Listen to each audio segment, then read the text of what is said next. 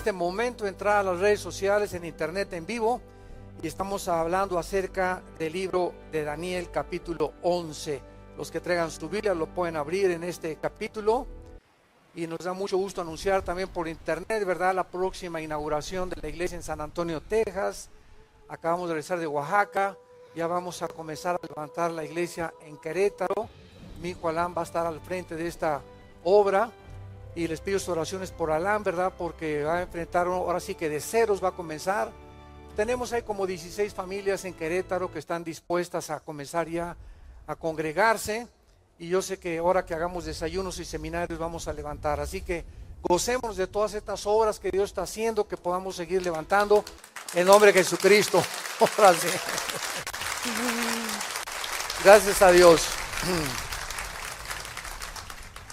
Muy bien, estamos en el libro de Daniel, el capítulo 11, y vamos a ver ahora alguna de las guerras que el anticristo va a desatar. Y antes tenemos que ponernos una perspectiva geopolítica. Actualmente estamos en un mundo muy peligroso.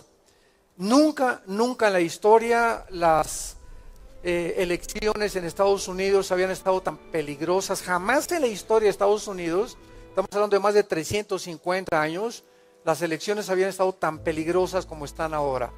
Al mismo tiempo, Europa es un continente en el que se está hundiendo, afectado por la increíble migración de todos los millones de refugiados que están entrando allá. Los europeos no quieren tener hijos.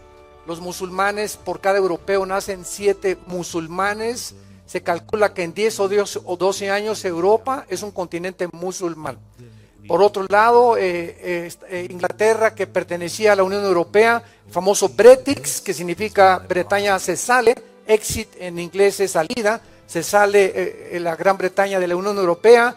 Esto causa desconcierto por todos los contratos de exportaciones e importaciones que tenía con Francia, con Alemania, que tienen que volver a renovar otra vez.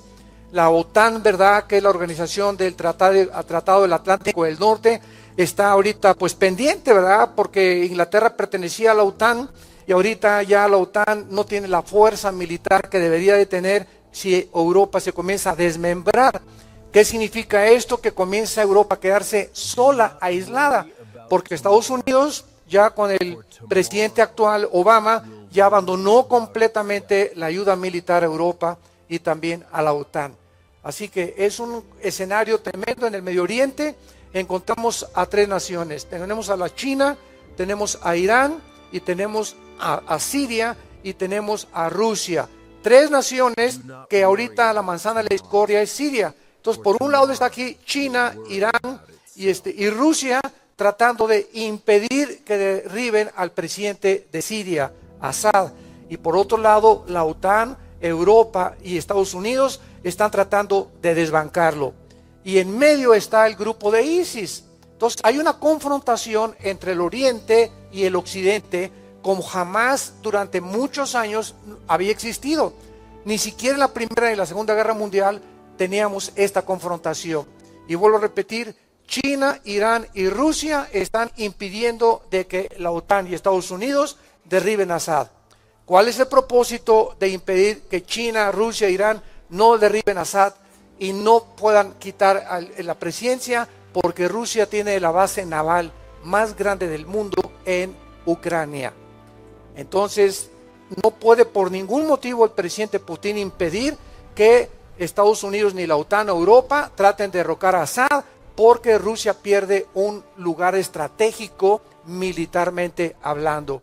Irán ya se unió a Rusia, y lo más interesante de esto es que hace 2600 años, en este libro que tengo en mis manos, que se llama la Biblia, hace 2600 años se profetizaba las naciones que serían los protagonistas en el escenario mundial de los enemigos y de los amigos, y cómo iba a estar la confrontación antes de que Jesucristo regresara. Y es exactamente, damas y caballeros, santos de Dios, exactamente en la forma como se están alineando las naciones en Europa y el Medio Oriente y en el Occidente, es como la Biblia lo profetizó hace 2600 años por los profetas hebreos. Así que nos encontramos ante un escenario geopolítico actualmente internacional donde debemos de darnos cuenta que por eso la Biblia se llama la palabra de Dios. Algún día te van a preguntar, ¿y por qué la palabra de Dios? ¿Por qué el Corán no es la palabra de Dios? ¿Y por qué el libro del Mormón? ¿Y por qué el Tripitaka de Buda no? ¿Y por qué los Vedas de los persas no es la palabra de Dios? O sea, ¿qué diferencia tiene la Biblia de todos los demás libros que se consideran sagrados? Una de las más grandes evidencias, independientemente de sus evidencias genéticas, científicas, arqueológicas, antropológicas, son las evidencias proféticas. Así que exactamente el mundo se encuentra, y es interesante que abordemos en esta mañana este capítulo tan tremendo de 11 de Daniel, porque aquí se nos habla claramente de cómo va a moverse el anticristo, las naciones que van a estar alineadas con él, algunas de ellas, y la forma como algunas otras naciones no se van a unir al gobierno o a la última confederación política internacional, que será el último gobierno mundial, con el último dictador mundial, que se llama en la Biblia la bestia, el cuerno pequeño, el anticristo, el hijo de pecado. En fin, hay varios nombres que se le da a este final dictador mundial. Y finalmente, antes de entrar en materia, es interesante que muchas de las profecías del Islam dicen que va a regresar el 12º imán o el Mahdi. Esto significa que el Imperio Otomano turco, que fue derrotado en 1921-22 después de la Primera Guerra Mundial y que duró durante 500 años, este Imperio Otomano turco no ha cesado de volver a restablecer el califato en el Medio Oriente. Y esto es lo que hemos vuelto a oír en todos los periódicos y en los medios de comunicación, que un hombre llamado Baghdadi, que es el jefe de ISIS, de este grupo terrorista que está operando ahorita en la mayor parte entre la frontera entre Irak y Siria, él se ha autonombrado ya el califa. ¿Qué significa califa? Significa sucesor. O sea, este hombre cree que él es el señalado por los dioses o por Alá para establecer en todo el Medio Oriente el Imperio Otomano otra vez, tal como las profecías de ellos lo dicen. Pero ellos dicen que va a surgir un hombre llamado el Mahdi, y cuando el anticristo surja para la religión del Islam, para ellos será el Mahdi, el salvador de ellos. Y es impresionante cómo pudieron coincidir estas profecías de las supuestas del diablo para precisamente a los musulmanes decirles que él es el salvador para ellos, el anticristo para el mundo de los cristianos. Entonces todo está convergiendo y todo está uniéndose y todo está llegando a un punto donde nos damos cuenta que, como decía un gran predicador hace muchos años, Dwight Pentecost, del Seminario Teológico de Dallas, él decía lo siguiente: cuando los jugadores saltan a la cancha, tú sabes que el partido va a comenzar. Así, cuando nosotros veamos a los principales protagonistas que la Biblia menciona en los últimos tiempos, nos damos cuenta que nos encontramos verdaderamente en los tiempos finales. Así que tenemos que ya tomar en serio a Dios. Ya no estamos para jugar. Vivimos un mundo demasiado confundido. Hay una tensión tremenda, hay demasiada ansiedad en la gente, demasiado estrés. Hay un espíritu de angustia, de incertidumbre de qué va a pasar en el futuro con México, en Estados Unidos, Europa, etcétera, etcétera, el petróleo, la banca, las elecciones, etcétera, etcétera. Y nosotros oímos una voz que nos dice en esta mañana: Shalom, Shalom, Shalom, tengan paz. Ustedes conocen las cosas que yo les dije con anticipación. Ustedes no tienen por qué estar con ese espíritu de angustia y de ansiedad y de estrés y de preocupación. Tú sabes que yo soy tu Dios, que nunca te voy a dejar, que nunca te voy a abandonar. Y cuando el mundo esté angustiado y no tenga, ustedes nunca les faltará nada, porque ustedes son mis hijos, pequeña manada, dice el Señor.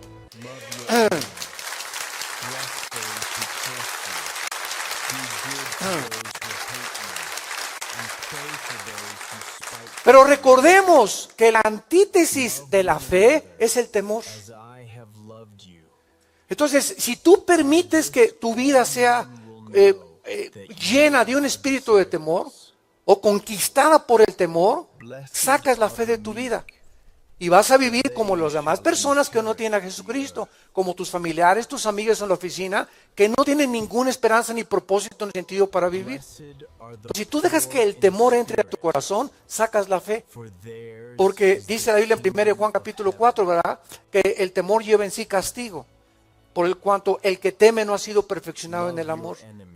Entonces tenemos que tener fe, tenemos que tener confianza, fuera el temor. Yo me levanto todos los días, yo soy tu hijo, Señor, te doy las gracias, tú eres mi pastor, nada me faltará. Hágase tu voluntad en los cielos y en la tierra. Jesús, nunca me dejarás, nunca me abandonarás. Y nos comenzamos a levantar alabando y confesando la palabra de Dios.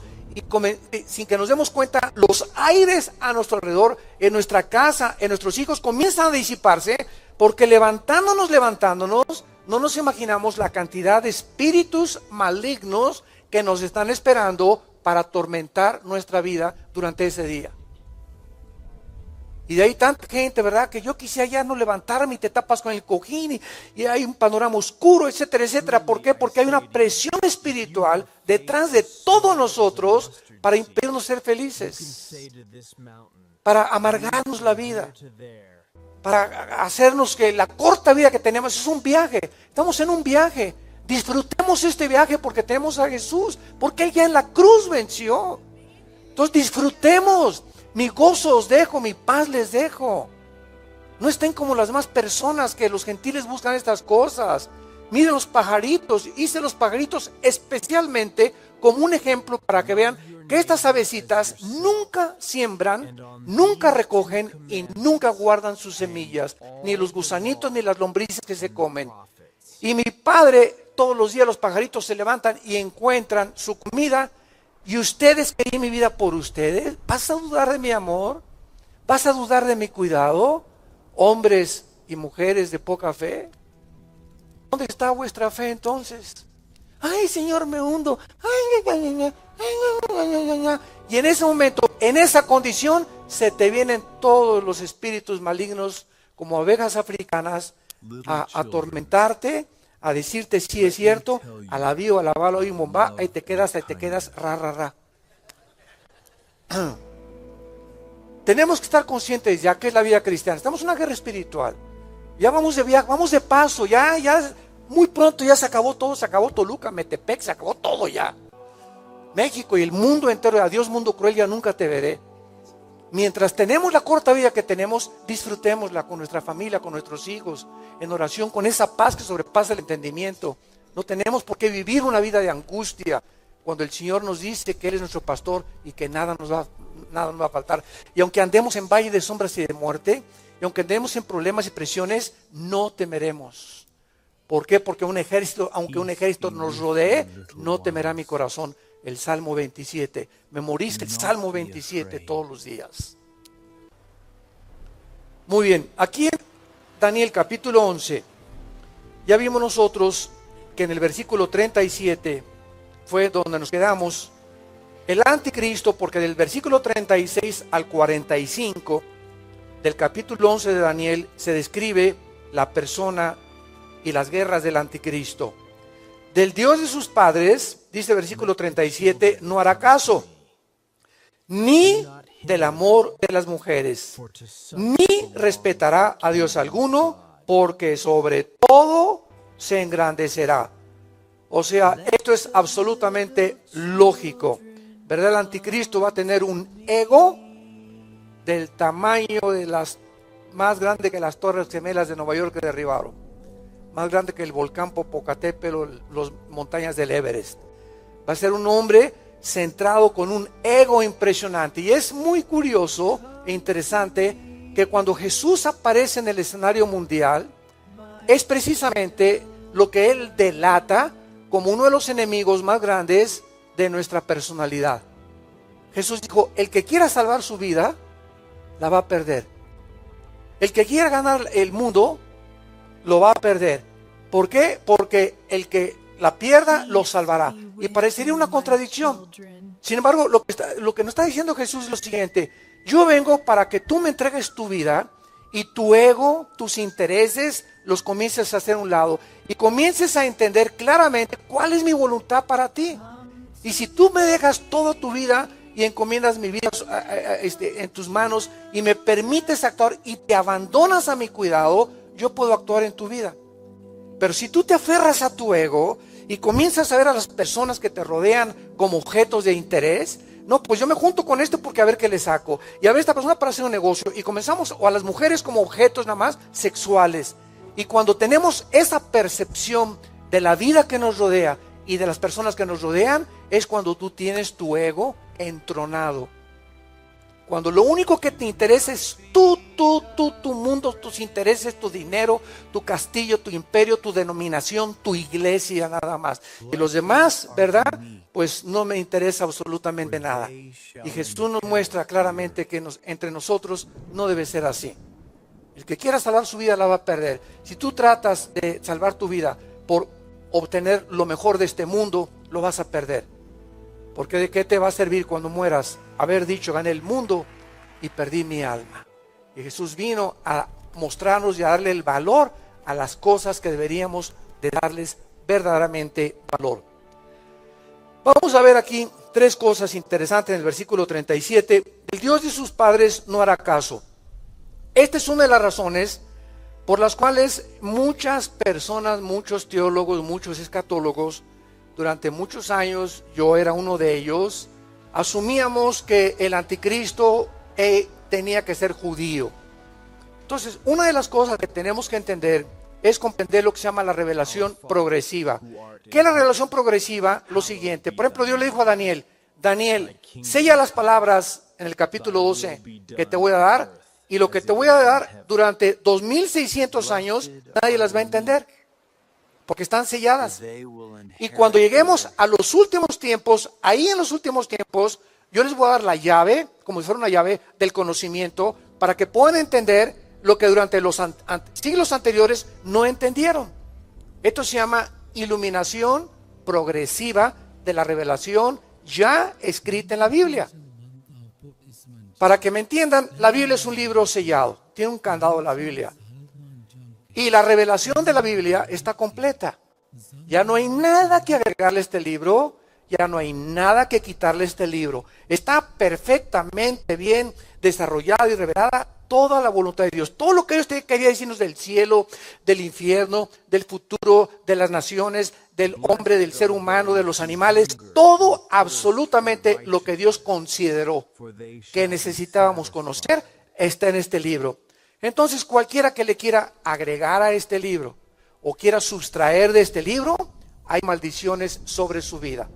Y esta es la razón por la cual tenemos que tener cuidado cuando alguien dice, tengo nuevas revelaciones. Porque ya no hay nuevas revelaciones. La revelación está completa, necesitamos iluminación sobre lo que ya está revelado. ¿Me van siguiendo? Entonces yo me acuerdo que yo venía a Daniel hace todavía 7, 8 años y cantidad de cosas que no entendía. ¿Por qué? Porque en la forma en la que vamos llegando y avanzando en la historia, el Espíritu Santo nos va iluminando la mente para entender muchas cosas que hace 3 años no entendías o hace 10 años no entendías, pero cuando Dios ve tu fidelidad y tu perseverancia y la persistencia que tú tienes en el estudio de las Escrituras, Dios le da a aquellos que le buscan. Me tocas y te abro, me buscas y me encuentras. ¿Por qué? Porque me buscarás con todo tu corazón.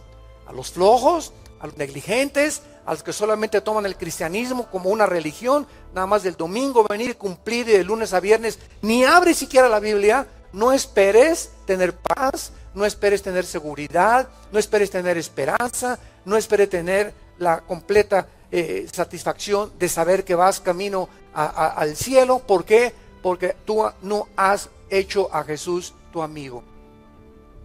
Él es tu amigo del domingo nada más, pero de lunes a sábado. Hagan de cuenta que por eso la Biblia compara el matrimonio. El matrimonio es uno de los símbolos más grandes que el Espíritu Santo usó para comparar la vida cristiana. Imagínate que yo le diga a mi esposa, nos vemos el domingo, ya te caigo el domingo. Y prepárame todo porque te caigo el domingo desde la lámpara de la casa, te voy a caer arriba. Pero el lunes a viernes, el lunes a sábado no tengo ninguna comunión con ella. Y así pasa un año y me dice mi esposo, oye, ¿para qué me quieres? ¿Me quieres solamente para tu sirvienta o para tu uso personal? Y entre semana no tenemos comunicación, no nos hablamos, no somos amigos, yo no te conozco, tú no me conoces a mí. Entonces, eso es un matrimonio, ¿verdad? Que está al punto del divorcio y del fracaso. Porque cuando no hay comunicación, se rompe completamente la amistad. Entonces, necesitamos, ¿verdad?, tener una comunión con Cristo diaria, en la Biblia diaria, desarrollar. Es un hábito, una disciplina para que podamos entender su voluntad. Y cuando vengan los problemas y que tu hijo se va de tu casa y que se muere una persona de tu familia y que tienes una enfermedad, tengas la fuerza espiritual suficiente para seguir viviendo y seguir enfrentando la vida. Porque somos demasiado vulnerables, demasiado débiles y separados de Él, nada podemos hacer. Entonces, durante mucho tiempo se creyó que el anticristo iba a ser judío. Además, hay una profecía en Génesis 49 que dice acerca de la tribu de Dan, que Dan sería como una serpiente que iba a hacer tropezar a Israel.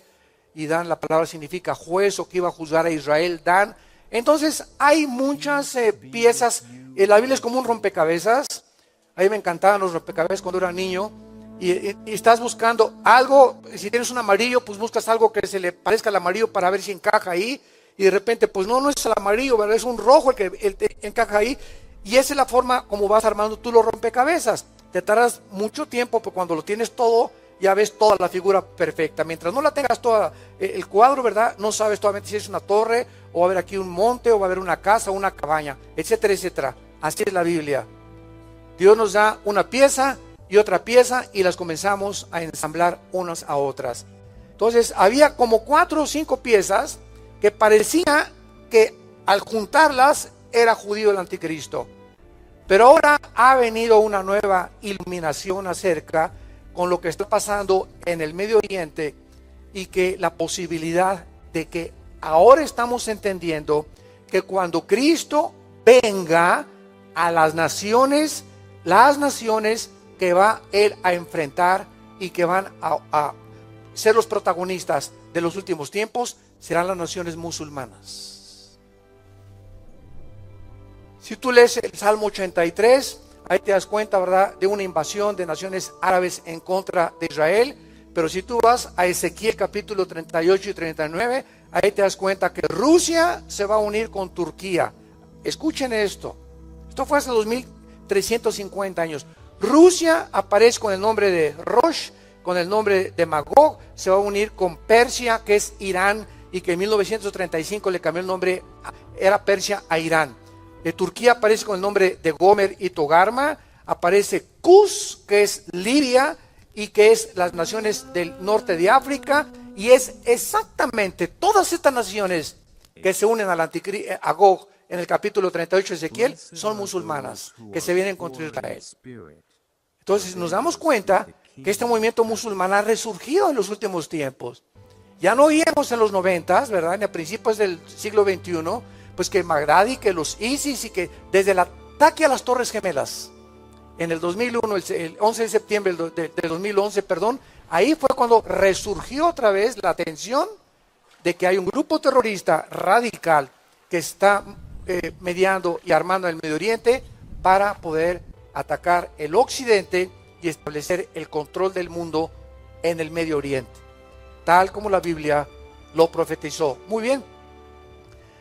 Entonces, teniendo en cuenta que estas piezas de rompecabezas hablaban de que el anticristo puede ser judío, vemos nosotros que hay más de 10 versículos en el Antiguo Testamento, sobre todo uno de los pasajes más importantes, Isaías capítulo 10, que describen y se le llama al anticristo el asirio.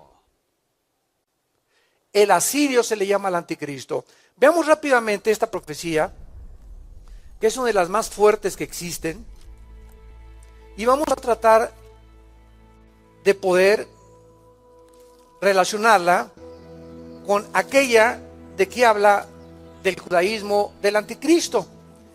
Y dice Isaías capítulo 10, versículo 5: Oh Asiria, vara y báculo de mi furor, en su mano he puesto mi ira, le mandaré contra una nación pérfida y sobre el pueblo de mi ira, o sea, Israel, le enviaré para que quite despojos y arrebata presa y lo ponga para ser hollado como lodo en las calles.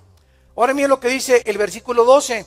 Porque acontecerá que después que el Señor haya acabado toda su obra en el monte de Sión y Jerusalén, pregunta, ¿ya acabó?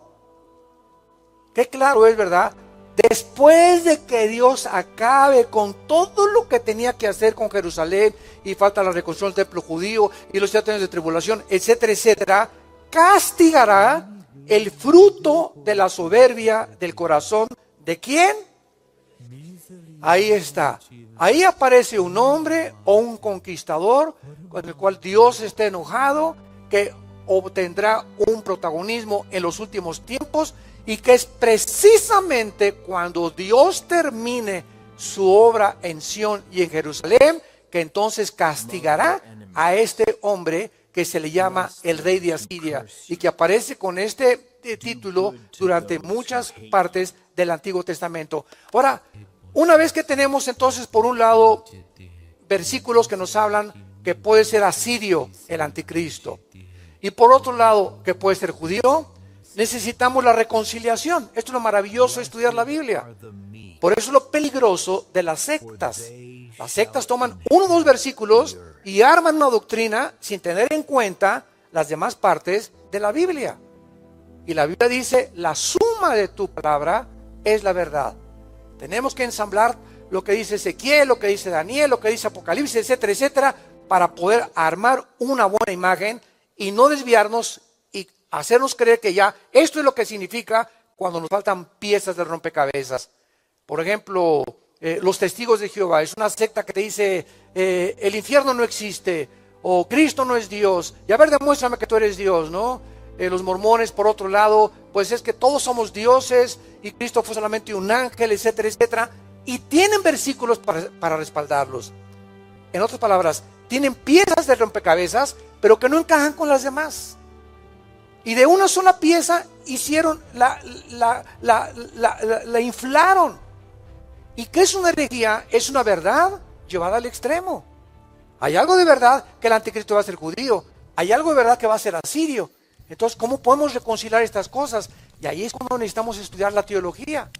Dichosos todos ustedes que vienen al LITI y que han pagado el precio de estudiar en el LITI, Instituto Teológico que tenemos aquí, los sábados, para poder realmente tener una teología mucho más amplia, el conocimiento de Dios. Muy bien, ¿cómo se reconcilia esto? Escuchen.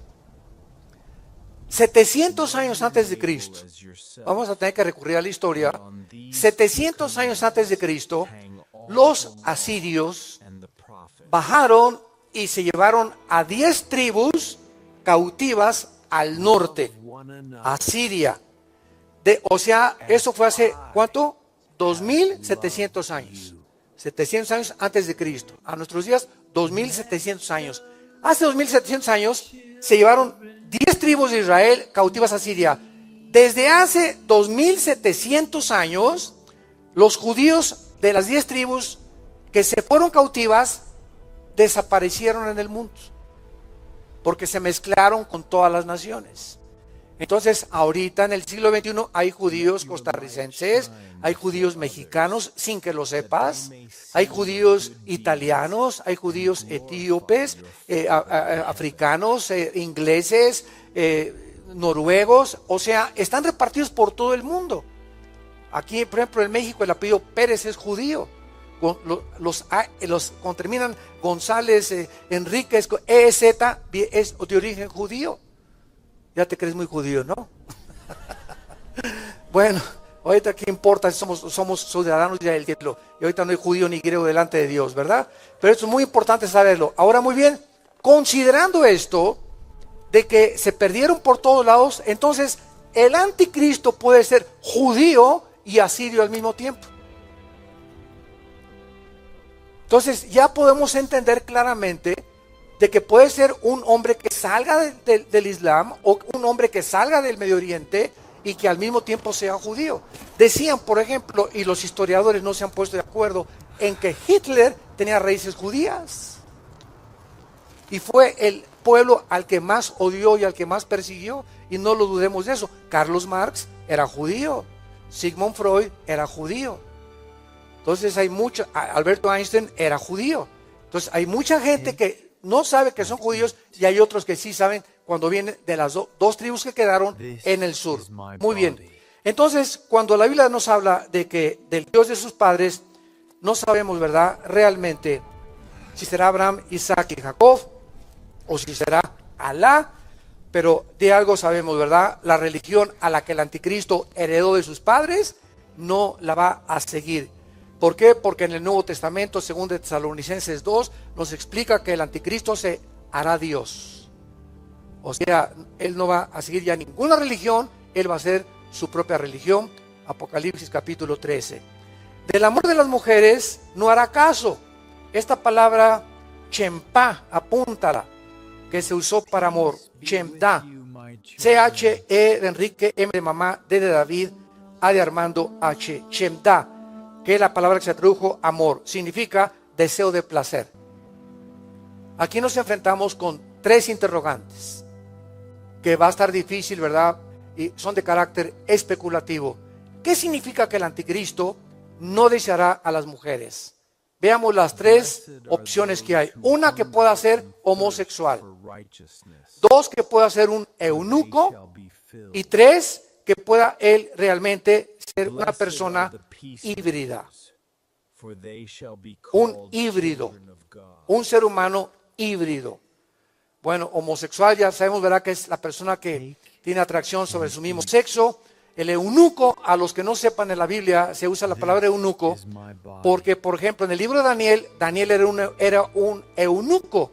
¿Quién es un eunuco? Eran las personas que trabajaban alrededor de los reyes en la antigüedad, y cuando el rey se iba a la guerra, pues se quedaba la reina solita con los sirvientes y con los negritos, ¿verdad? Entonces no podía el rey estar en la guerra. Híjole, ¿verdad? Ya tengo 6 meses aquí, me estará fiel mi esposa. Entonces, para evitar todas estas cosas, los reyes capaban o castraban a todos los que servían en el palacio. Los hacían eunucos para que ya no tuvieran el deseo sexual. Y Daniel, lo dice el Antiguo Testamento, perteneció a uno ya después de tiempo de los eunucos. O sea, Jesucristo habló también de los eunucos. Entonces el anticristo pues es una persona, ¿verdad?, que la puedan haber castrado de niño, o no sabemos cómo, a lo mejor o él se autocastra, pero puede existir esa posibilidad. Y la tercera, de que sea un híbrido. ¿Qué estoy hablando? Bueno, cuando tú mezclas a un caballo con una burra, ¿qué nace? Una mula. Y la mula es híbrida. En otras palabras, ya no se puede reproducir. ¿Por qué? Porque está violando la ley de la genética de la Biblia. Nunca mezclarás un grano con otro grano, una semilla con otra semilla, una especie con otra especie. Ese es el fracaso de la famosa teoría de la evolución. La evolución es una teoría, porque hasta ahorita jamás se ha podido comprobar la mutación de una especie con otra especie. Los caballos serán equinos, los perros serán caninos, los gatos y los tigres serán felinos, el ganado será vacuno, y nunca vas a mezclar una vaca con un perro, ni un perro con un caballo, ni un rinoceronte con una jirafa, porque no va a resultar. Estamos violando las leyes del ADN o de las leyes genéticas que la Biblia estableció antes de que descubriera en 1954 por el Dr. Watson y Dr. Crick el ADN. Entonces el anticristo, ahorita estamos hablando ya de la clonación. Hace 15 años, ¿quién sabía lo que era la clonación? ¿Qué será la clonación? Pues quién sabe. Pues ya me acordé, ¿verdad? Una ovejita que le decían la Dolly. ¿Se acuerdan ustedes que fue el primer impacto periodístico en los medios de comunicación? Que clonaron a una oveja. Ahora, ¿qué pasa con la clonación? En la clonación sacas, ¿verdad?, el óvulo de una mujer, de una célula, de un hombre, le quitas y se lo inyectas a la otra célula, y entonces tú desarrollas lo que se llama un híbrido. Y el problema con la oveja Dolly es el siguiente, y con la clonación es el siguiente. Si por ejemplo me quisieran clonar a mí, me tendrían que sacar una célula, harían la clonación, pero mi reproducción sería de la misma edad que yo, con las mismas enfermedades que yo y con la misma edad que yo tengo. Entonces, la oveja Dolly que clonaron ya tenía muchos años y se murió inmediatamente porque era una clonación vieja. Entonces, no hay tal cosa como clonarte y que salga un nuevo Pepe o una nueva Carmelita. Entonces, esto es lo que es la clonación, una reproducción que hasta ahorita ninguna nación ha podido demostrar. Aquí presentamos a un ser humano, el primer clonado del mundo, pero sabemos que ya en los laboratorios clandestinos, en Alemania, en Francia, en Rusia, en la península escandinava, se están llevando a cabo. Hitler soñó con clonar a los seres humanos, con crear una raza aria, donde todos fueran güeros, de ojos azules, de más de un 80 de estatura, y afuera los negritos, afuera los gitanos, afuera los judíos. Vamos a crear una nueva raza. No lo pudieron hacer. Uno de sus doctores de Hitler, un genetista llamado Mengel, ¿verdad?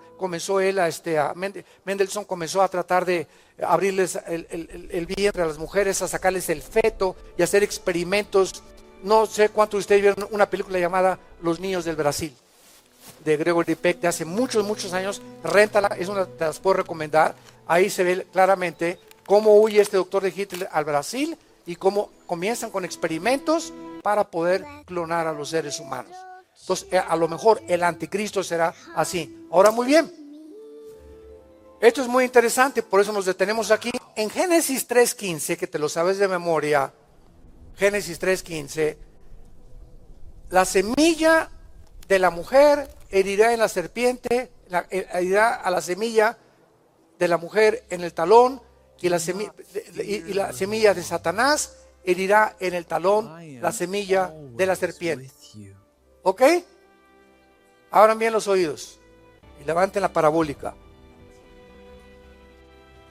Génesis 3:15 nos habla de dos semillas: la semilla de la mujer, la semilla de Satanás.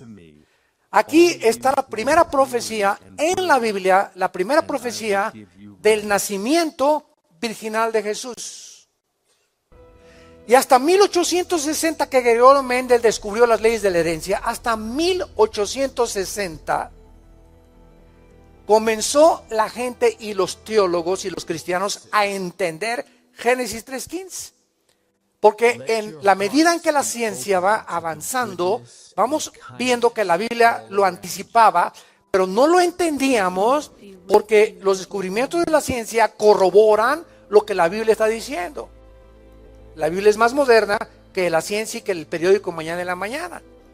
Entonces, en Génesis 3:15 dice el Espíritu Santo que la palabra semilla, la semilla de la mujer heriría a la semilla, y la semilla de Satanás, habría una guerra entre dos semillas.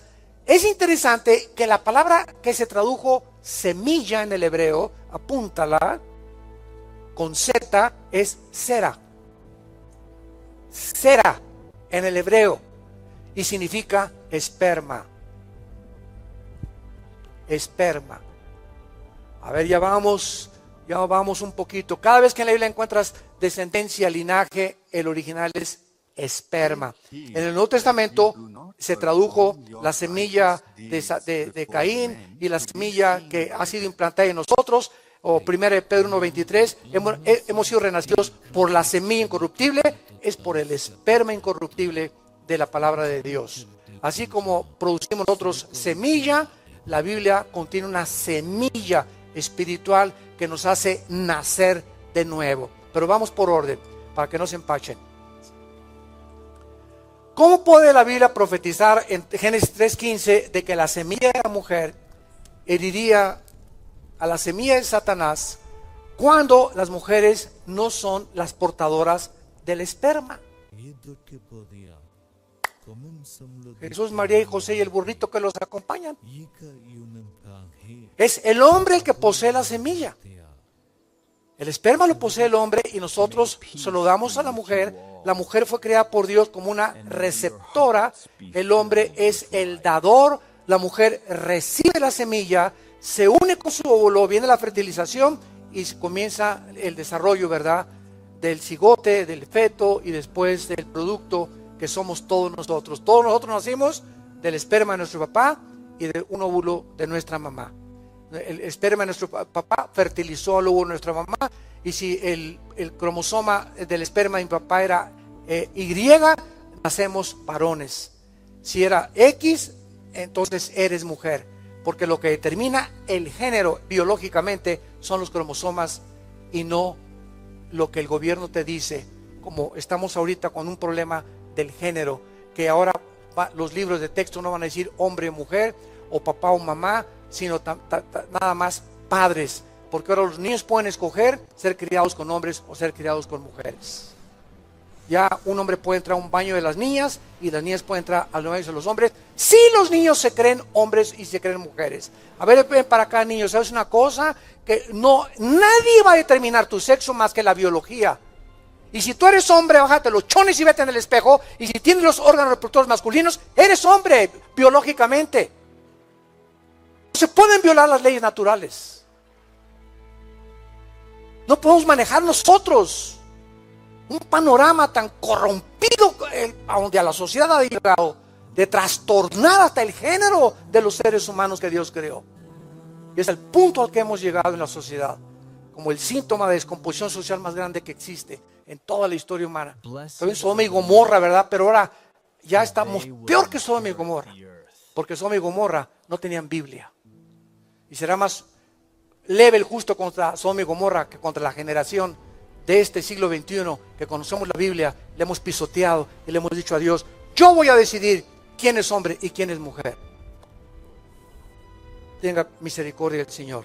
Muy bien, entonces la mujer no lleva el esperma, lo lleva el hombre. Entonces, ¿cómo es posible que se haya dicho que la mujer, la semilla de la mujer iba a herir a la semilla de Satanás y la semilla de Satanás a la mujer? Y esta es la razón. Esta es la razón por la cual María, la madre de Jesús, no podía tener relaciones con José. Y antes de 1860, durante todos estos casi 18 siglos del cristianismo, todos los teólogos y todos los cristianos, oye, pero ¿cómo es posible que nazca virginalmente, verdad? Pues que el Espíritu Santo la embarazó a la Virgen María. Pues sí, sí lo entiendo, ¿no? Pero hasta ahí llega a mi mente. Pero ahora ya lo entendemos científica y genéticamente, de que si José hubiera tenido relaciones con María, el esperma Y del varón viene infectado desde Adán y Eva. Para los que no tengan mucho conocimiento, la mujer tiene 2 cromosomas XX, el hombre tiene XY. La mujer no tiene el cromosoma Y, porque el cromosoma Y que traemos los hombres es el que determina el sexo masculino. Todos los que somos hombres, ¿por qué somos hombres? Porque cuando tu papá se relacionó con tu mamá, el esperma Y, el cromosoma Y, fue el que fertilizó el óvulo, por eso es hombre. Pero si el cromosoma X de mi mamá, de mi papá, hubiera fertilizado los 2 X de mi mamá, saldrían mujeres. Entonces el esperma Y no lo traen las mujeres, lo traemos solamente los hombres. Pregúntaselo a tu ginecólogo para que te explique esto. Entonces, si José hubiera tenido relaciones con María, como el pecado entró por un hombre, Romanos 5:12, y el pecado pasó, se transmitió. ¿Cómo se transmite el pecado? Así como se transmite la diabetes, o el lunar de tu mamá, o la estatura, o los ojos, o el color de pelo, así como genéticamente, ahí va microscópicamente en el esperma de tu papá toda la historia de tus abuelos, bisabuelos, el color de tus ojos, el color de tu piel, la mancha, el lunar que tienes en la espalda, etcétera, etcétera. De la misma forma se transmite espiritualmente el pecado. Porque si somos espíritu, tenemos un alma y vivimos en un cuerpo, entonces tiene que haber una herencia que forme los 3 elementos que conforman al ser humano. Somos espíritu, tenemos un alma, vivimos dentro de un cuerpo. Y la herencia es física, mental y también espiritual. Y la Biblia es el único libro de los billones de volúmenes de literatura que existen que nos dice claramente la herencia espiritual del ser humano. Porque el ser humano tiene más maldad que bondad. Al contrario de los psicólogos, creen que somos más buenos que malos. Eso es mentira. Ve a los niños. A un niño nunca le enseñas a portarse mal. ¿O sí? aunque le digas querubín a tu hijito. Le enseñamos a portarse bien. No rompas esto y no le grites a tu mamá y no hagas con el espagueti. Y comenzamos con las nalgaditas. ¿Por qué? Porque ya desde nacimiento la tendencia es a ir en contra de la autoridad, en contra de lo que se nos dice, en contra. Es mi carácter, es mi voluntad, y es lo que hay que romper en los niños. No es tu voluntad, tienes que someterte a las autoridades, a tus maestros cuando vayas a la escuela, a tus papás en tu casa, a las autoridades del gobierno, a la policía, al gobierno, porque no somos autónomos. Somos seres creados socialmente para depender unos de otros. Decía J. Hoover, el que fue fundador y presidente del FBI, de la Oficina Federal de Investigaciones en Estados Unidos, con 4 o 5 presidentes en Estados Unidos. J. Hoover dijo lo siguiente: mi experiencia con los delincuentes juveniles es que cada vez que visito las cárceles, todos estos muchachos que están en las cárceles como delincuentes juveniles creen que el mundo está en deuda con ellos. Ese común denominador, dijo Hoover, es lo que he encontrado en la juventud. Los delincuentes creen siempre que el mundo está en deuda con ellos. ¿Vieron este último joven en Múnich, Alemania, que salió con una pistola afuera de McDonald's y después de un edificio a matar 8 o 10 personas? No pertenecía a ISIS finalmente, sino era un muchacho amargado que lo criticaron demasiado, lo bullearon, como dicen vulgarmente, los bullings famosos en la escuela, en la preparatoria, y creía que el mundo está contra mí, yo estoy contra el mundo, los voy a matar. Y esta es la psicología que existe, ¿verdad? Entonces, tenemos que entender qué maravilloso es que la Biblia nos muestra que el anticristo puede ser un híbrido. Ahora, cuando la Biblia dice, ya vimos lo de la mujer, ¿quién puso el esperma en María? El Espíritu Santo. Dios produjo el cromosoma Y sin pecado y se lo injertó a María el Espíritu Santo. Y cuando Cristo nació sin la herencia que se transmite a través del cromosoma Y de los padres. Por eso Romanos 5:12 dice: el pecado entró por un hombre y por el hombre la muerte, por cuanto todos pecamos. Pregunta: ¿quién pecó primero, Adán o Eva?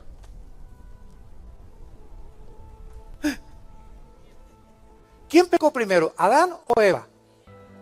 No está el mustio. Sí, la verdad, fue Eva, la mujer fue la primera que pecó. Entonces, ¿por qué dice Romanos 5:12 que el pecado entró por un hombre? ¿Se dan cuenta cómo es la Biblia? Aparentemente aquí hay 2 piezas de rompecabezas que chocan y se contradicen. Y la contradicción no es de la Biblia, es de nuestra falta de entendimiento intelectual y espiritual de qué es lo que la Biblia quiere decirnos. Por un lado se nos dice, ¿verdad?, que Eva fue la que pecó, y por otro que el pecado entró al mundo por un hombre. Oiga, espérame, Pablo, que te equivocaste, Pablo, no es posible.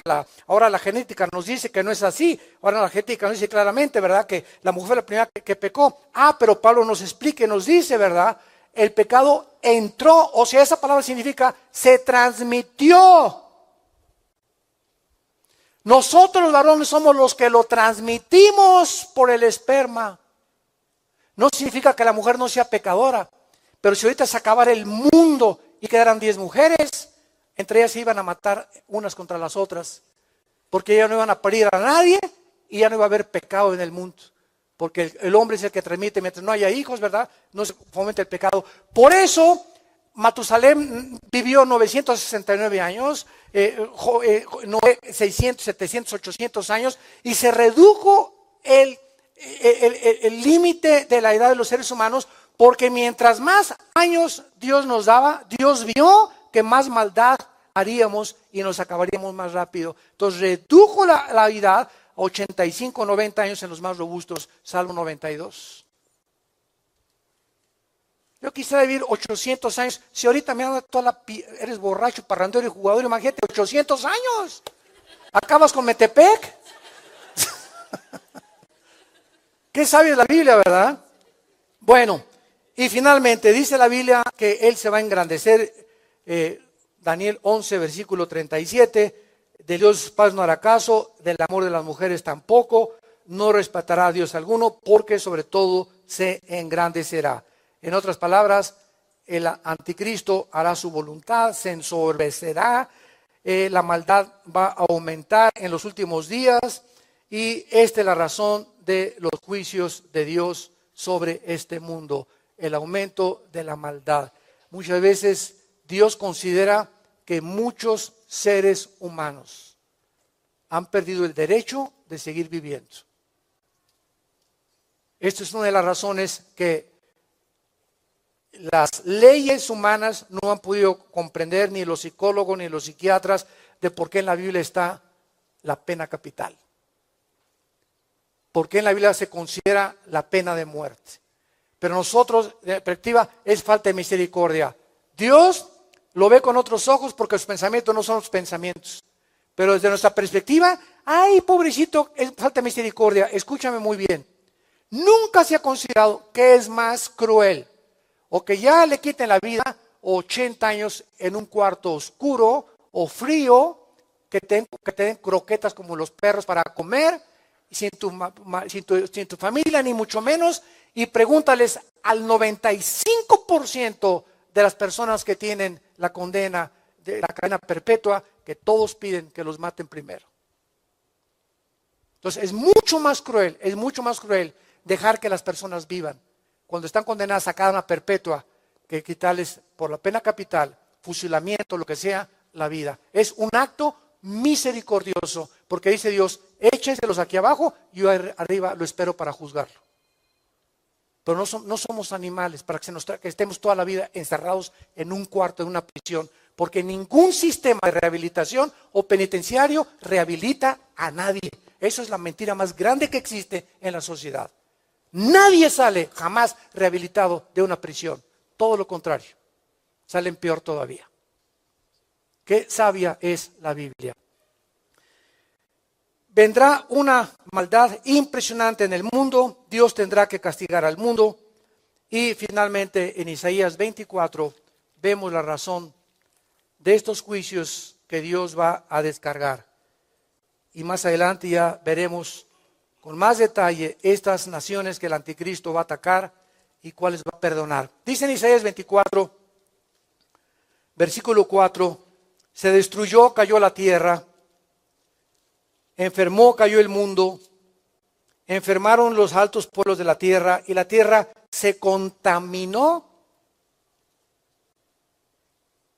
bajo sus moradores. Me voy a detener aquí rápidamente. La Biblia dice que el pecado humano contamina la naturaleza. No nos extrañe porque en los últimos 10, 15 años, tsunamis, terremotos, tornados, marejadas, cosas impresionantes de la naturaleza, como si la naturaleza se volviera nuestra enemiga ya. Inundaciones tremendas, bosques incendiados por cientos de miles de millas y de kilómetros, tsunamis que están viniendo contra las ciudades, etcétera, etcétera. Todo lo que está pasando ahorita en el mundo, ya no hay ahorita oxígeno casi, ya la comida está contaminada, ya te dicen no comas esto, pues, ¿cómo? Pues ya todo está contaminado. Es increíble el aire que respiramos, los mares están completamente sucios ya, tantos derramamientos de petróleo. ¿Y todo por qué? Por el pecado humano, por nuestra maldad. La tierra se contaminó bajo sus moradores, porque traspasaron las leyes, falsearon el derecho y quebrantaron el pacto sempiterno. Por esta causa la maldición consumió la tierra y sus moradores fueron asolados. Por esta causa fueron consumidos y los habitantes de la tierra, y disminuyeron los hombres.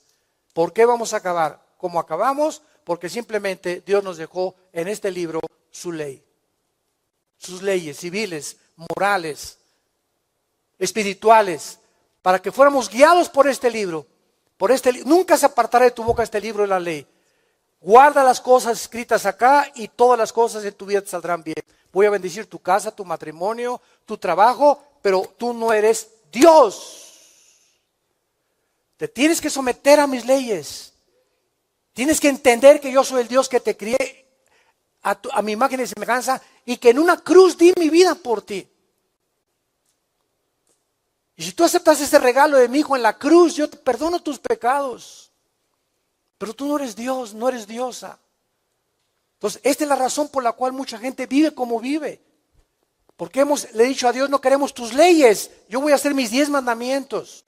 Yo voy a establecer cómo voy a hacer. Yo voy a decidir si soy hombre o soy mujer. Dios, tú no me tienes que decir nada. Yo lo voy a decidir. Y por eso estamos como estamos. Y estamos buscando la economía y la educación. Y que un candidato saque. Nadie va a sacar, ni nadie va a cambiar ninguna nación más que Dios. Maldito el hombre que confía en el hombre, dice Jeremías 17. Y pone en el hombre su esperanza.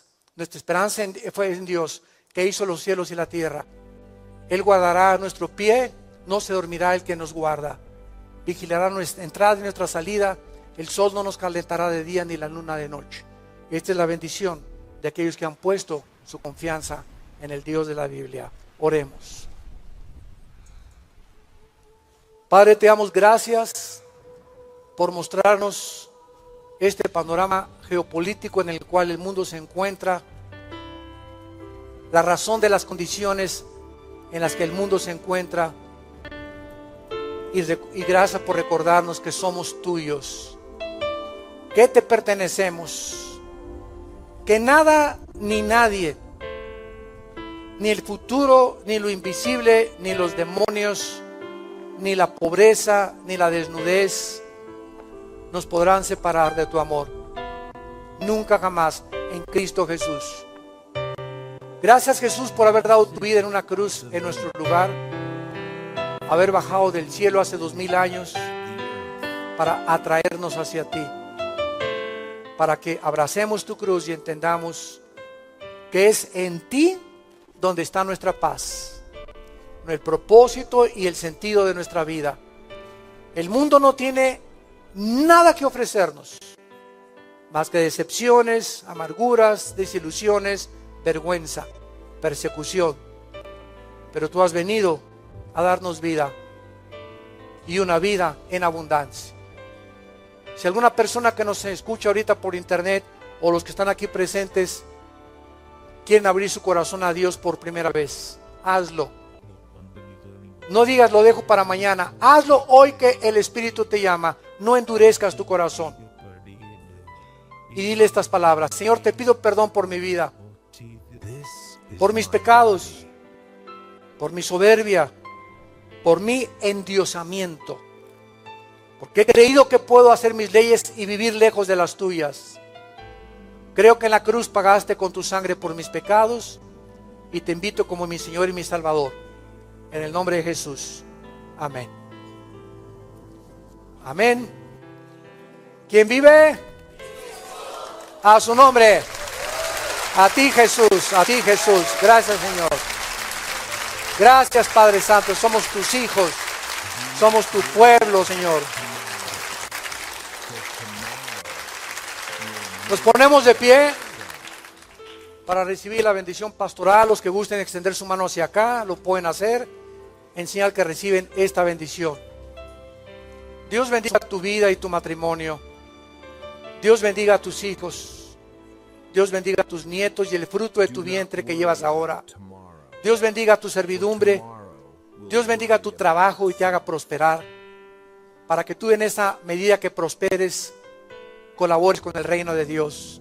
Dios te guarde cuando salgas de tu casa, que tu pie no tropiece en piedra, tu salida y tu entrada, porque nunca se dormirá el que te guarda, sino que a sus ángeles enviará para que tu pie no tropiece en piedra. Dios te llene de todo su conocimiento, con todo fruto, para que puedas abundar en acciones de gracias, y Dios te dé su paz. Guarde tus pensamientos y tu corazón en Cristo Jesús, en el nombre del cual oramos y adoramos y servimos. Amén. Shalom. Tardes a todos ustedes que a través de las redes sociales están sintonizando estas conferencias sobre la serie La futura capital del mundo, y hemos tratado de demostrar, de desarrollar y de complementar a muchos de ustedes que aman la profecía bíblica, poder realmente anunciar al mundo entero que la Biblia es la palabra de Dios. Que este libro se adelantó a la tecnología del siglo XX. ¿Cómo es posible que el apóstol Juan hace 2000 años pudiera haber escrito que vendría un tiempo cuando un hombre llamado el Anticristo, el futuro tirano y dictador mundial, iba a poder controlar a la humanidad mediante una marca? Esto hubiera sido imposible sin la tecnología que el mundo alcanzó en el siglo XX. ¿Cómo era posible que pudiera decir Juan pondrá una marca en la frente y en la mano derecha para que nadie pueda comprar ni vender? Si no fuera porque se inventó el internet, los chips, los medios de comunicación y todo lo que está a nuestra disposición, donde las circunstancias nos hablan, nos comprueban que realmente nos encontramos por primera vez en la historia ante una sociedad en la cual tú y yo formamos parte, que está lista para recibir a este hombre cruel, sanguinario, déspota, dictador, sin misericordia alguna por la raza humana, llamada la bestia en el libro del Apocalipsis, o el Anticristo por el apóstol Juan. Hemos oído también en los últimos años de un famoso nuevo orden mundial. Y muchos de ustedes se preguntan, ¿qué es esa frase que se ha acuñado tan famosa que por todos lados ya los medios de comunicación, los encabezados de los periódicos mencionan como ya sea un nuevo orden mundial o un nuevo orden económico mundial? Bueno, pues todo este año pasado que atravesamos la famosa pandemia, pudimos darnos cuenta al grado a la que el mundo llegó o ha llegado, donde ya se puede verdaderamente comenzar a controlar a la raza humana, y donde vamos a comenzar a ver que las naciones van a comenzar a perder su soberanía nacional, y donde va a reunirse un grupo o una élite de agencias no gubernamentales que van a dictar los protocolos y van a dictar la economía, la política, la religión y el orden militar del mundo entero. Nos estamos acercando a una velocidad impresionante, y al mismo tiempo todos los eventos que en los últimos meses han acontecido, considera que realmente podría ser otra de las finales señales de los últimos tiempos, la apostasía de la iglesia. Y en la segunda carta a los Tesalonicenses, capítulo 2, Pablo comienza tratando de orientar a los cristianos de la iglesia de Tesalónica, porque estaban espantados y ellos creían que se encontraban en la gran tribulación. Segunda carta, capítulo 2, comienza diciéndoles: hermanos, en cuanto a nuestra reunión con Cristo, que es el arrebatamiento, y el día del Señor en el Nuevo Testamento es los 7 años de la tribulación, para que puedan ustedes enfocarse cuando leen la Biblia y saber cómo acomodar las frases y saber a qué tiempo se está refiriendo el Espíritu Santo. También en Apocalipsis 1 dice el apóstol Juan: estaba yo en el día del Señor. ¿Se acuerdan? Estaba yo en el día del Señor, capítulo 1 de Apocalipsis, que significa no el sábado ni el domingo. Estaba en los 7 años de la tribulación, que es lo que revela el libro del Apocalipsis. Entonces dice Pablo: no se dejen perturbar ni en cuanto a carta ni como si fuera nuestra, que el día del Señor está cerca, o sea, que ya entramos a la tribulación. Síganme con mucho cuidado, porque no vendrá los 7 años de la tribulación sin que antes, y nos da 2 claves. Número 1, la apostasía, que que significa el apartamiento o el alejamiento de la fe. De millones que se decían de la boca para afuera cristianos, que nunca tuvieron el nuevo nacimiento, nunca sus vidas fueron transformadas, que vendrán y le dirán a Cristo, Mateo 7, en tu nombre hablamos lenguas, hicimos milagros, echamos demonios, y Cristo les dirá, nunca los conocí. En Juan 10, Cristo dijo, mis ovejas oyen mi voz, pero a estos yo nunca los conocí, porque nunca hicieron mi voluntad. Entonces la apostasía ya está en el mundo, y las iglesias desgraciadamente están llenas de personas profesantes no arrepentidas. Miles de personas en las iglesias que las llenan jamás se han arrepentido. Tienen 5 años yendo a esa iglesia, 10 años yendo a esa iglesia, y jamás sus vidas cambiaron, ni a su esposo, ni mejoró su matrimonio, ni fueron mejores hijos, ni más honestos en sus vidas. No tienen paz. Porque la primera evidencia de que una persona realmente ha entrado al reposo de Dios, a la paz de Dios, es porque ha creído. Hebreos capítulo 4. Hermanos, temamos no sea que permaneciendo la promesa entre en su reposo, muchos parezcan no haberla alcanzado. Pero no han entrado a ese reposo, no han descansado, y hermano, y así están, y con un estrés y con una falta de paz, simplemente porque no creyeron. Les entró por acá y les salió por allá. El apóstol Santiago dice en su segundo capítulo de su epístola, porque tú me dices que crees, también los demonios creen. El diablo no es ateo, y además tiemblan. Entonces no basta decir creo, tenemos que manifestar esa fe hacia afuera y hacia adentro de nosotros mismos. Y la más grande evidencia de que tú realmente crees es cuando enfrentas la adversidad o problemas y permaneces de una sola pieza. Como dice el Salmo 112, tendrá malas noticias, pero seguirá confiando en el Señor. No habrá ningún problema externo que entre a tu vida y que te quite la paz, que te mueva, que te quite el sueño, y mucho menos que estés como Pepita en comal, que nomás te toca uno y brincas, y esto y el otro, y por aquí y por allá, y tu vida manifiesta que no tienes paz.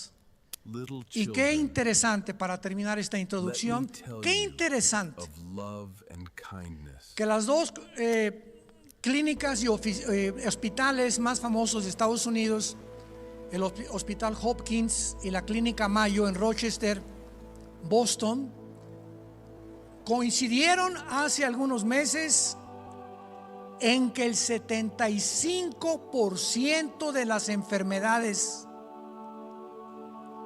el 75% de las enfermedades mentales y físicas del ser humano tienen un común factor denominador: el estrés. El estrés es la enfermedad, o el COVID no se compara, parece Pinocho comparado con el estrés. Y qué interesante que es uno de los factores, el estrés, que le abre la puerta a los virus. Porque ¿qué hace el estrés? Reducir tu inmunidad. Y eso cualquier médico te lo puede decir. ¿Qué es el estrés? Es un estado interno de intranquilidad, de falta de paz, de inseguridad. Cualquier cosa te pone los pelos de punta, cualquier cosa te quita el sueño.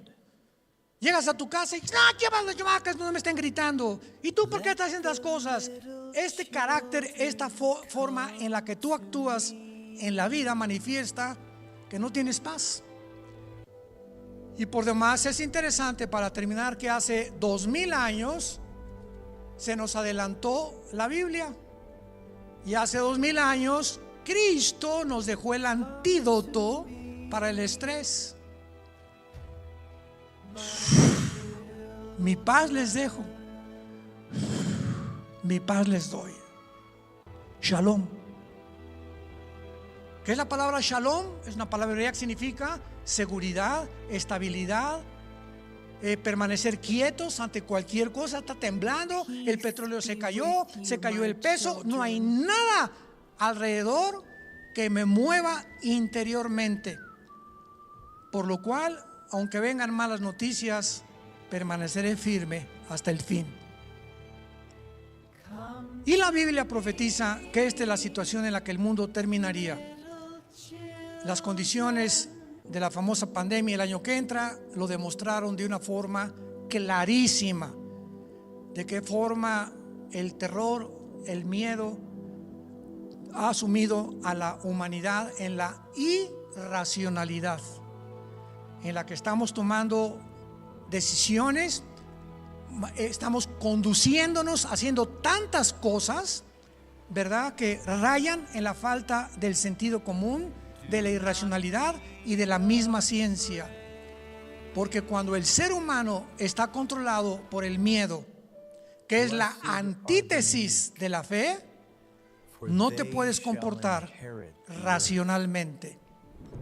El terror, el miedo, el pánico nos hace actuar irracionalmente, porque no podemos concentrarnos y olvidarnos de cómo debemos de conducirnos y qué es y qué no es lo que realmente nos hace daño. Todos nos estamos preocupando por un bicho y eres una pepita en comal en tu casa. Nos estamos preocupando que no nos dé tal o tal enfermedad o cualquier ataque, y mira nomás la panza de Santa Claus que tienes.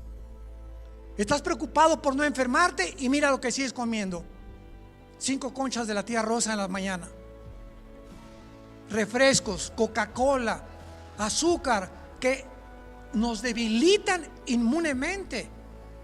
Y entonces, ¿qué es lo que pasa, verdad? Pues estás abierto a cualquier enfermedad, por la condición en la que 1 año o 2 años has vivido. No le has hecho caso a la palabra de Dios. Si tú eres una persona que no bebes 2 litros de agua, 2 litros de agua diarios, no puedes tener un sistema inmune fuerte.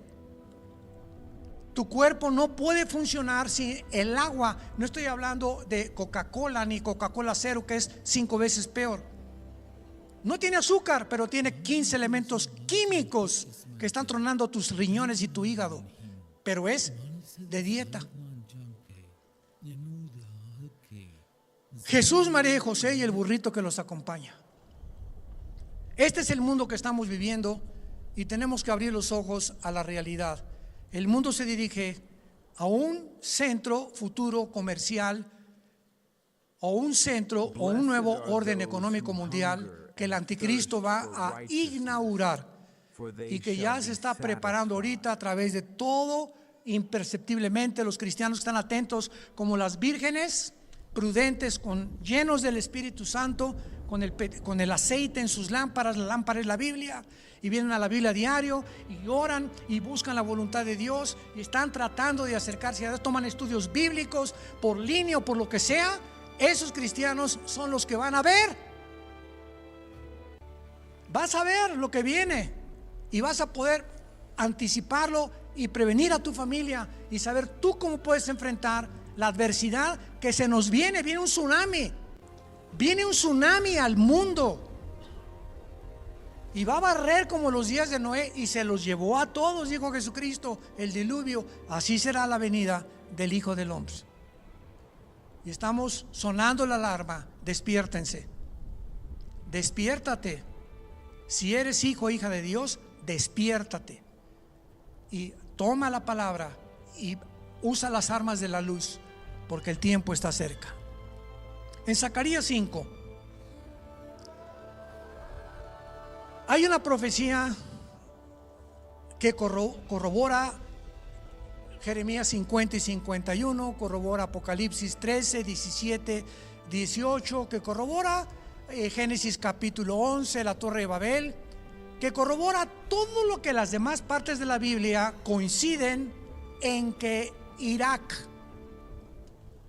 la antigua Babilonia de la Biblia, la palabra Babel aparece por primera vez en Génesis 10. Todo esto en estas conferencias ya lo compartí, lo estoy resumiendo rápidamente. Significa confusión.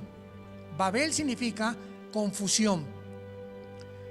Y la ciudad de Babilonia se repite en la Biblia más de 300 veces. La única ciudad que le gana a Babilonia es Jerusalén. Jerusalén más de 350 veces se encuentra en la Biblia. Y en segundo lugar, Babilonia. ¿Qué nos quiere decir el Espíritu Santo? Que Dios tiene un plan para Babilonia. Es lógico. Comienza con Babilonia, Génesis 11, la primera torre, la primera ciudad, y termina la Biblia con Babilonias, con la comercial y la religiosa. Tenemos que poner atención entonces, porque es una de las claves más importantes de las profecías de los últimos tiempos.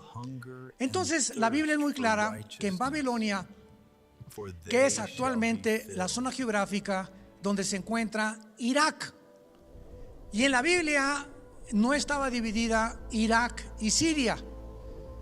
En la Biblia, Siria e Irak eran una misma región geográfica y se conocía por la historia como la Mesopotamia.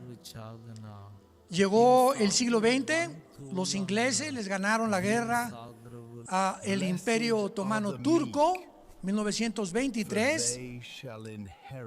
1917, 5 años antes más o menos, Nikolai Lenin establece por primera vez en la historia la ideología del marxismo llevado a la práctica, el comunismo, con el libro del Manifiesto Comunista de Engels y de Marx. Y en los 30, llegamos a la época de los 30 del siglo pasado, entre los 30, más o menos 27 al 48 del siglo pasado, las Naciones Unidas repartieron junto con los ingleses el Medio Oriente. Entonces, Irak y Siria fueron partidos, la región de Irak y Siria fueron partidos a la mitad, y tú vas a hacer Siria y tú vas a hacer Irak. Antiguamente se conocían como los asirios, involucraba a los babilonios también. Jordania va a estar acá, Líbano va a estar acá, Egipto va a estar acá, etcétera, etcétera. A Israel se le asignó el lugar que tiene actualmente, más la tierra que han ellos a través de las guerras recobrado. Entonces, la Biblia nos muestra que la región geográfica de Irak, a donde curiosamente el Papa Francisco hace algunas semanas o meses fue, ¿qué estaba haciendo allá? ¿Por qué no vino mejor aquí a Metepec? ¿Por qué no fue a Guatemala? ¿A Irak? ¿A qué fue a Irak? 0.05% de cristianos están en Irak. Y nos damos cuenta actualmente que cerca de Arabia Saudita se está haciendo un centro ecuménico para reunir a las 3 religiones más grandes, populosas del mundo, que número 1 es el Islam, el cristianismo y el judaísmo. Y están construyendo una zona como un centro comercial donde va a tener un edificio el Islam, el judaísmo, y no es el cristianismo que conocemos evangélico, es el catolicismo romano. Es muy importante aclarar esto. Y las 3 principales religiones ahí se reunieron, y el Papa Francisco fue a Irak a reunir, sin que conozcan las profecías bíblicas, porque es lo que menos conocen, a unir a estos líderes para comenzar a disque orar por la paz del mundo. Y ahí se juntaron con todos los líderes. Estuvieron el el archimandrita de Chipre, el archimandrita griego, los directores del budismo, en fin, ¿verdad? Cómo todas las piezas se están conjugando para que tengamos completo el rompecabezas que tenemos en la Biblia y que corrobora Isaías 5 del 5 al 11. Voy a dar lectura a esta profecía. Al acabar de leerla, haz de cuenta que leíste en chino. No le vas a entender ni papa. Algunos que ya están adelantados en la escatología, claro que lo van a entender. Pero quiero leer, bueno, más bien voy a leer todo el capítulo 5 porque es interesante.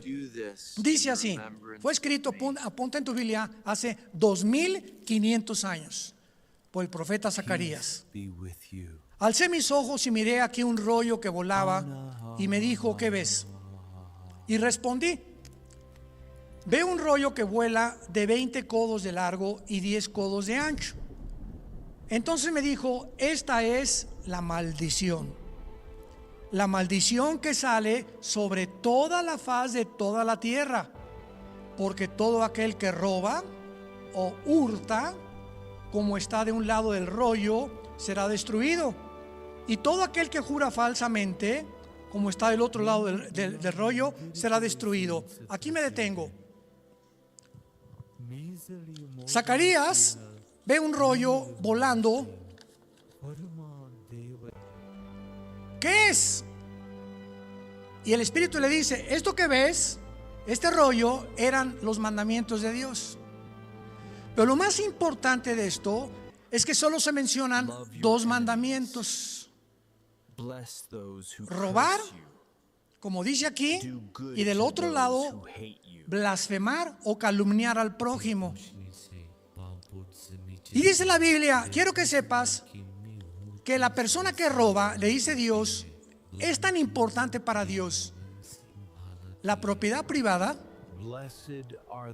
o que tú tomes algo que no te corresponde, y puede ser la esposa de otra persona, puede ser a través del fraude, a través del engaño. Pero es tan importante que dice la Biblia que la persona que robe, la maldición no se irá de su casa. Si tú has robado, arrepiéntete y devuelve lo que has robado. Si has pedido prestado y dijiste que ibas a pagar, no te hagas el tonto. Dios conoce tu corazón. Y si tú no pagas y le dices a la persona: mira, no tengo dinero, pero te voy a dar 50 pesos a la semana, o 100 pesos a la semana, y cuando tenga más te voy a dar más. Pero si tú te haces pato y no pagas lo que pediste prestado, es robo a los ojos de Dios, es abuso de confianza, es fraude. Y cuando estamos abusando de la propiedad o de algo que no es de nosotros, Dios no lo deja a la ligera. Y calumniar, herir la reputación de otra persona por un rumor que oíste, Dios, dice la Biblia, el que jura falsamente será destruido. ¿Qué significa cuando dice el Espíritu Santo que las personas calumniadoras, que están siempre lastimando la reputación de otra persona sin estar seguros ni siquiera que esa persona hizo eso o aquello, o están difundiendo algo de otra persona, serán destruidos? Se refiere, en lo que dice Proverbios, destruyen su alma. Las personas chismosas, que no se aguantan y están completamente siempre comunicándole, les llaman el periódico Reforma de mañana en la mañana. No leen la Biblia, leen el Reforma. Esas personas, sin que se den cuenta, están siendo debilitadas interiormente, espiritual y emocionalmente. El pecado nos roba la energía divina, sin que nos demos cuenta. De repente pasa ya 3-4 meses y ya no tienes ganas ni de leer la Biblia. Te sientes débil ante las tentaciones. Sientes que ya estás en paz, ya ni siquiera tienes ganas de venir a la iglesia. ¿Qué está pasando? Algo dentro de tu alma está corrompiéndote, y se llama el pecado no confesado. El que encubre sus pecados no prosperará, mas el que los confiese y se aparta, alcanzará misericordia. Dice el libro de Proverbios. Bueno, ahora vayamos a esta profecía, y esto es el antecedente a lo que vamos a leer, que es nuestro asunto de esta mañana. Versículo 5. Y salió aquel ángel que hablaba conmigo y me dijo, esto ya es otra visión, ahora alza tus ojos y mira, ¿qué es esto que sale? Y claro que Zacarías dijo, ¿qué es? No, yo no sé. Y el ángel le dijo, esto es un efa. Apúntalo en tu Biblia. El efa era la medida del comercio bajo el Antiguo Testamento. Es como ahorita el dólar, por ejemplo, que es la moneda común y corriente del comercio. Todo este petróleo se compra en dólares, todo es en dólares ahorita. El efa era una medida del comercio en el Antiguo Testamento. Todos podemos decir, vio un dólar volando en el cielo Zacarías. Además le dijo, esta es la iniquidad. La palabra iniquidad es una palabra muy, pero muy importante, porque es la palabra ayin, A de Armando, Y, N de nana en el hebreo. Se los digo porque es importantísimo para que profundicen ya en el estudio de la Biblia. Ayin, iniquidad, que significa reflejo o resemblanza, y otras veces se traduce como el ojo, porque a través del ojo nosotros reflejamos algo. Jesús dijo que el ojo reflejaba maldad. Tú por la mirada de un muchacho, por la mirada de una muchacha, por la mirada de una persona puedes ver maldad. Si ves a alguien así, será ya sabes, ¿verdad?, que en su corazón hay un problema. Dice la Biblia, gozaos, gozaos. El cristiano tiene que reflejar paz, confianza, apertura, sinceridad. Cuidado con la hipocresía, que trates de aparentar algo que no eres. Eso lo odia Dios. Entonces ve un dólar, ve un efa volando y le dice, esta es un reflejo. Vamos a ver qué está reflejando el comercio. Es la iniquidad de ellos en toda la tierra. He aquí, levantaron la tapa de plomo y una mujer estaba sentada en medio de aquel efa. Y él dijo, esta es la maldad. Aquí la palabra maldad, y es diferente, es risha, con R de Raúl, SH, risha en el hebreo, risha. Y esta palabra risha, que es la que se tradujo con maldad, significa malignidad, moral, delito o rebelión. Esta es la maldad. Y le echó dentro del efa, y echó la masa del plomo en la boca del efa. O sea, el dólar, el efa que vio volando, Zacarías ve de repente que hay una caja de plomo. Sabemos nosotros que el plomo es muy difícil, ni con rayos X, que se pueda ver dentro, ¿verdad? Es uno de los materiales más sólidos que existen. Ahí metieron el efa, ahí lo escondieron.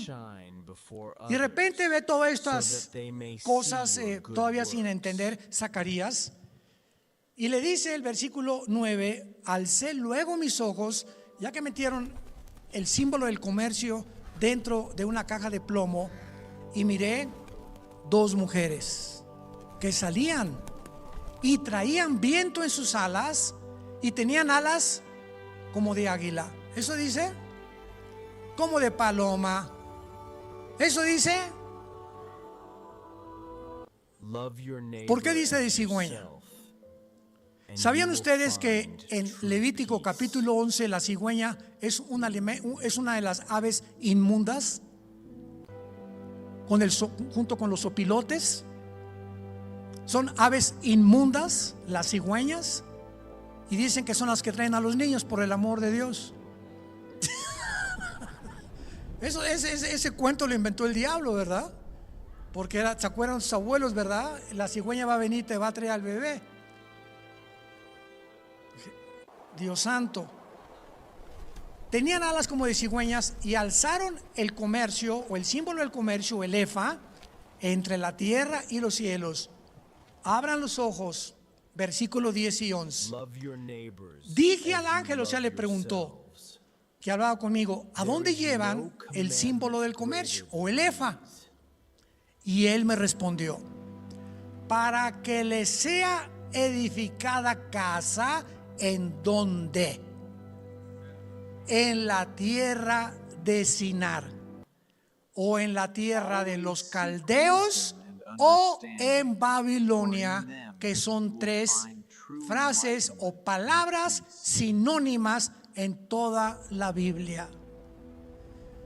Cuando en el Antiguo Testamento oigas la tierra de Sinar, Génesis 11, el 1 al 3, se juntaron todos en la tierra de Sinar por primera vez. Babilonia es Irak del siglo XXI, para que les sea edificada casa en Irak,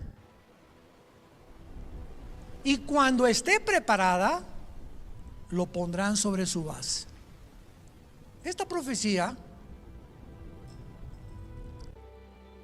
simplemente nos está anunciando que el centro comercial de las finanzas del mundo será transportado, y en los tiempos del anticristo ya no va a ser Wall Street en Nueva York el centro de las finanzas del mundo, sino que el comercio se trasladará, se transportará de Nueva York a la nación de Irak.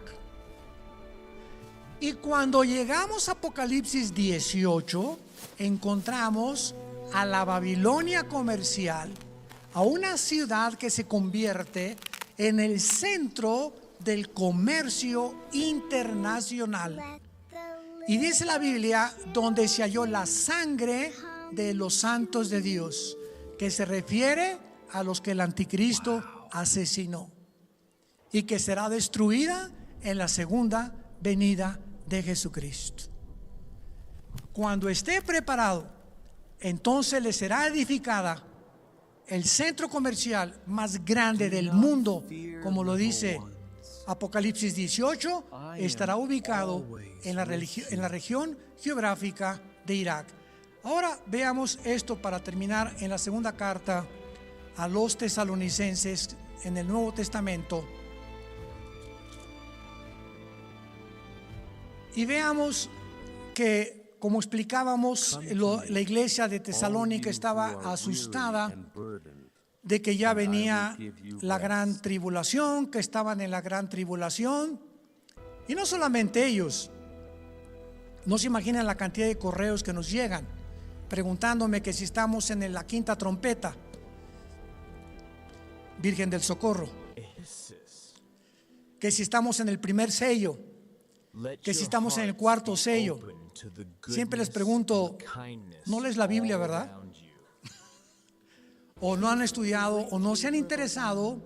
Tenemos cientos de conferencias de profecías de Irak, de todo lo que podamos compartir cada domingo que podemos, o por las redes sociales, para que puedas ya levantar las antenas y ya situarte y darte cuenta en el medio ambiente en el cual nos encontramos y de los eventos que nos rodean, de qué nos hablan a la luz de las Escrituras. Entonces los tesalonicenses todavía están disculpados, ¿verdad? Porque no tenían toda la Biblia completa como la tenemos nosotros. Creían que estaban en la tribulación. Y Pablo les dice en el versículo 3 que había dos señales, dos claves para saber que todavía la tribulación no ha venido: la apostasía y el hombre de pecado, que es el anticristo. Muy bien. En el versículo 5, vean ustedes la prueba más grande,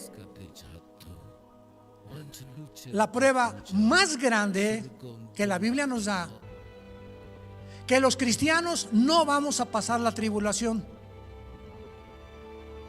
No hay tal cosa como que el rapto y la segunda venida es el mismo evento al final de la tribulación, o como que será la mitad, o como los amilianistas que es otra rama de la teología que dicen que hasta después del milenio viene Jesucristo.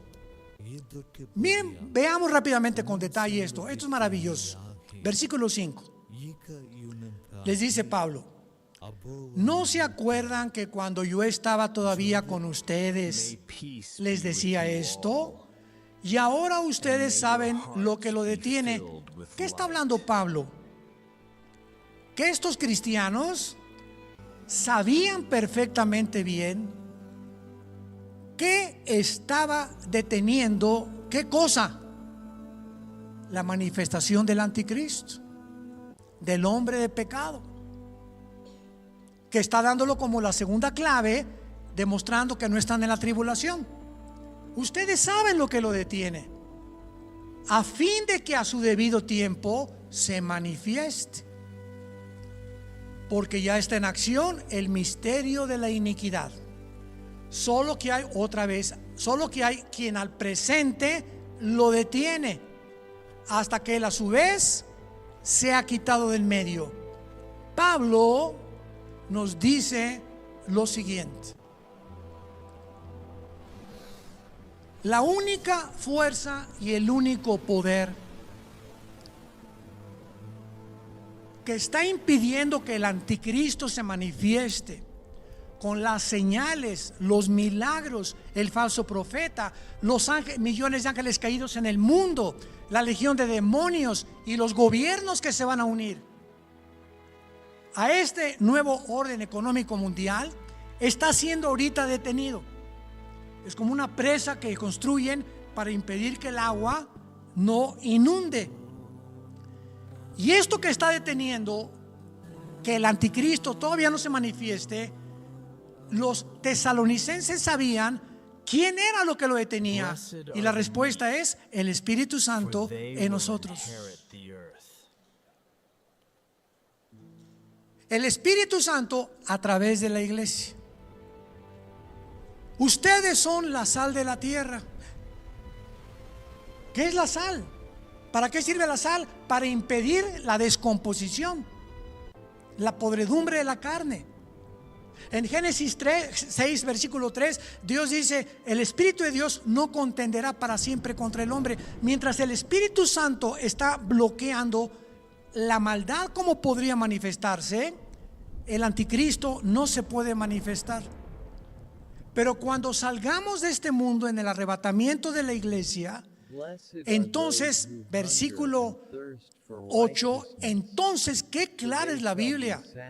Cuando lo que lo detiene se ha quitado de en medio, cuando la iglesia salga, no significa que el Espíritu Santo no va a estar en el mundo. Simplemente significa que ahorita la iglesia, el cuerpo de Cristo, bautizados con el Espíritu Santo, en el momento en que nos convertimos, desde Pentecostés hasta nuestros días, la iglesia, el cuerpo de Cristo, no se conocía en el Antiguo Testamento. El rapto de la iglesia a nadie se le reveló, ni a Juan, ni a Santiago, ni a Mateo, ni a Pedro, ni a nadie más que a Pablo. El rapto de la iglesia no está en el Antiguo Testamento. El rapto de la iglesia no está en los evangelios, ni en Marcos 13, ni en Lucas 21, ni en Mateo 24, porque era un misterio. Primera de Tesalonicenses 15, 51 y 52. He aquí os digo un misterio: no todos moriremos, pero todos seremos transformados. Era un secreto de la iglesia, de nosotros. Y ya que se formó la iglesia en Pentecostés, este secreto fue revelado, como dice Pablo en Efesios capítulo 3, Colosenses 1, 26 y 27, que es Cristo en vosotros, la esperanza de gloria. Secreto que en las antiguas épocas y edades no había sido revelado, que somos el cuerpo de Cristo, la iglesia. Cuando sea quitada la iglesia, hasta que salgamos del mundo, no vamos a conocer al anticristo. Gracias a Dios. ¿Cómo será el anticristo? No me importa. Dime, ¿cómo será Jesús? La iglesia no está esperando al anticristo. La iglesia estamos esperando a Jesús. Es a Él a quien estamos esperando. Él es la esperanza de gloria. Él es la esperanza de gloria. Acaba primera de Tesalonicenses 4, 16 al 18. Confórtense, aliéntense con estas palabras después de que Pablo relata que es el rapto. Yo qué consuelo voy a tener saber que el anticristo viene el mes que entra y que nos va a caer del cielo en meteoros y va a abrir la tierra y demonios van a estar soltando, atormentando a la gente. Eso para mí no es consuelo. Dios vino a traernos consuelo, que ya nos vamos y que cuando oigas su voz no te endurezcas, porque cuando el anticristo venga con sus ángeles caídos, con los demonios que serán sueltos en la quinta trompeta, Apocalipsis 9, y con todas las cosas que vendrán en la tierra, ¿qué poder puede ahorita detener a esto? Nadie más que el Espíritu Santo. El Espíritu Santo, desde el principio de la creación, se ha encargado de ser el que detiene la maldad. Imaginémonos si ahorita la maldad se encuentra como se encuentra, donde ya las actas de nacimiento ya no dicen él o ella, hay una X para que le pongas, no es hombre ni mujer. Dios mío, ¿qué es entonces un marciano? ¿Hay 3 géneros? Señores genetistas y médicos, hablen. ¿Cuántos géneros hay? Hombre y mujer. Y estamos hablando biológica y genéticamente. ¿Cómo el mundo se ha atrevido a poner ya hay más de 569 géneros? Estoy hablando en serio, esto es en serio. Y la Biblia dice, si tienes los cromosomas X, eres mujer. Y si tienes el cromosoma Y, eres macho camacho. Y si tú dices otra cosa, estás negando tu biología y tu genética. Entonces tu problema es mental, no es físico, es mental. Estás contradiciendo tu genética, tu biología, tu naturaleza. Y cuando nos dicen que no nos metamos a ayudarlos, ¿qué es la iglesia? Es un hospital para esa gente que se ha equivocado, que es lo que no es, los podamos ayudar por el amor de Dios, a recobrar su identidad con la cual Dios los creó. Y cuando comienzan a prohibirnos, que ya con la bandera de que los estamos discriminando, ¿quién los está discriminando por el amor de Dios? Es la bandera de la justificación que usan. Nosotros más que nadie amamos a los homosexuales, amamos a las lesbianas, amamos a los transgéneros, los amamos porque son criaturas hechas a la imagen y semejanza de Dios y los queremos ayudar. Solo Cristo te puede ayudar. Somos el hospital de Dios y son bienvenidos aquí a la iglesia todo tipo de personas, parranderos, jugadores y de lo que sea, como tú le quieras llamar. La iglesia para eso fue. Cristo vino por ellos, por los enfermos, no por los sanos. Pero al mundo no le conviene.